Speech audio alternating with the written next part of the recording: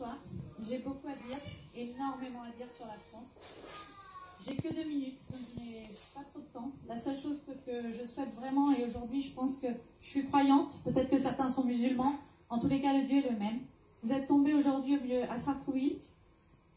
Mes enfants qui ont 8 ans, 9 ans, le 11 février prochain, que je ne serai pas avec eux, ont prié, ont écrit aussi. Ça que j'ai écrit à M. Macron, j'ai envoyé un recommandé, alors je lui ai envoyé une procédure comme ça. D'accord? Il n'est pas juge. Mais il y a des vérités, il y a des gens qui mentent dans l'action sociale, il y a des gens qui enlèvent des enfants aux parents normaux et on veut nous donner comme défaillants. Et ça, il faut que ça soit dit, parce que on veut me placer mes enfants en foyer. J'ai vu l'émission comme la dame a dit. J'ai une peur, j'ai une boule au ventre. Si mes enfants, dans 6 mois, demain, sont placés, qu'est-ce que je fais? Je remercie Sartrouville qui a fait le premier pas pour mes enfants. Depuis la naissance, ils subissent des violences. Les policiers de Sartrouville m'ont aidé, m'ont demandé de porter plainte. J'ai porté plainte, ça a été jusqu'à la brigade des mineurs.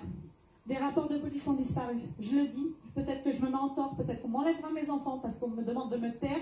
Je ne peux plus me taire. Je ne peux plus me taire.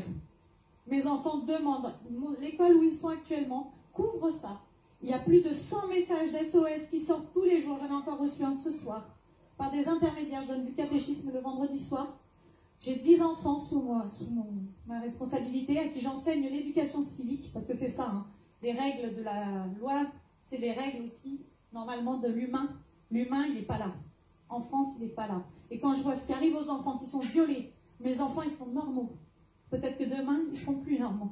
Et je demande de l'aide, une grande aide, pour Océane et Lorenzo, qui ont 9 ans, bientôt, le 11 février prochain. Et aussi pour toutes les familles qui sont dans mon cas, car je me suis inscrite dans une association Violette Justice, qui, je sais, qui font des démarches pour nous aider. Sauf que, en m'aidant, j'ai demandé des habilitations préfectorales au conseil départemental, au préfet. Vous savez ce qui m'est arrivé? On m'a enlevé mes enfants, on les a placés chez le parent défaillant.